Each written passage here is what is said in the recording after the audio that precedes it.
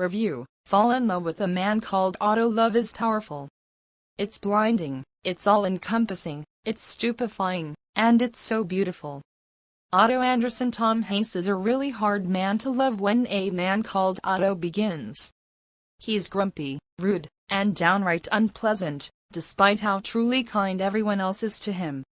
When the day of his retirement comes around, Otto is prepared to make it his last. But fate has other ideas for him and his neighbors in this dark comedy directed by Marc Forster. Forster, written by David McGee, and based on the book and movie A Man Called Otto by Frederick Backman and Hans Holm, respectively. A Man Called Otto is built on the premise that I don't usually jive with, that all of our woes as a society would just be resolved if we would only talk to our neighbors again.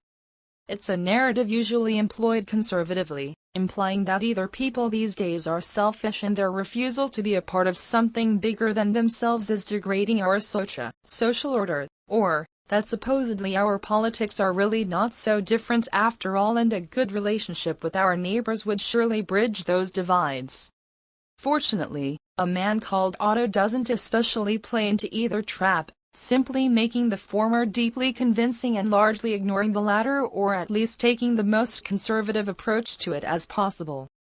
Loving your neighbors is easy when they're all as nice and warm as Otto's.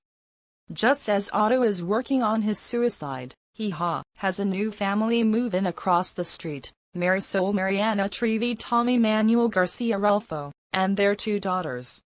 At first, like everyone in the world to him, he thinks they're idiots.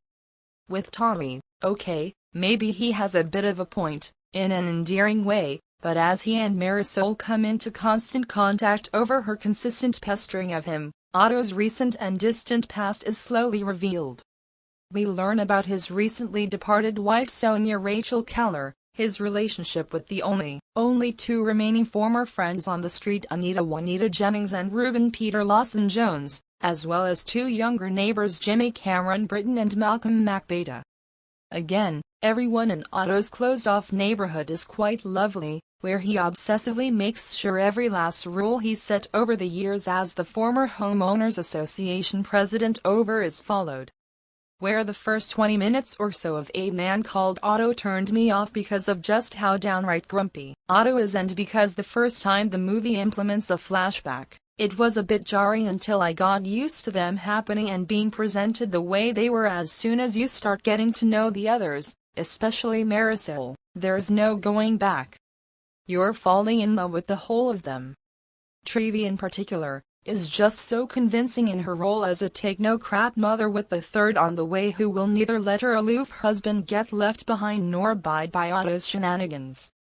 She's the glue in the whole film, not just because she narratively has to be, but because she acts her butt off for it. She's honestly more convincing than Hanks sometimes, who I feel like isn't phoning it in necessarily, but in some of his grumpier moments, just isn't acting very hard. It makes those moments schlocky at their best and a reminder that Hanks is, in fact, a grump in real life at their worst. The movie only really works, ultimately, because Otto isn't a bigot or a hateful man. It's really easy to conflate grumpy old people who are sticklers for rules with conservative sticks in the mud who abhor difference and fear others. But from the setting in suburban Pittsburgh, the most middle American place you can set a movie, to the fact that he tries to get his Spanish accent right when talking with the kids who've taken to calling him Abuelo Otto, to the immediate jump to support and defend Malcolm against his father when he's kicked out of his house for being trans, and the unsubtle fact that the Andersons' best friends since the 70s are a black couple. A Man Called Otto aligns its social politics further to the left than its premise biases it towards. It's a bunch of scripted moments that are often on the nose, though occasionally more subtle. But they're necessary to make Otto just liberal-seeming enough that any viewer of any kind who isn't hateful themselves can fall in love with him. I wish it didn't have to be done, but I'm glad that it was, because it allowed me to fall for every one of its emotional twists and turns. I cried for pretty much most of the movie for one reason or another. My lust for a love like Otto had, my sorrow for the circumstances of his and his neighbors' lives, and the many upsetting moments the movie shows in rather graphic detail. I gasped quite loudly at one point, choking back tears so as not to disrupt my fellow moviegoers too badly. A Man Called Otto is a triumph of emotional manipulation in the kindest way I can mean it. It's built on a fantasy that tends to disinterest me as a concept, yet, because of the downright loveliness of everyone involved and the relationships we see evolve over 2 hours, especially with Mariana Trevi, it worked on me like a charm.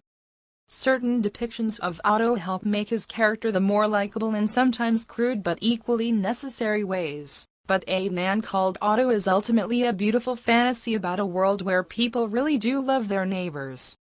A Man Called Otto is playing now in theaters.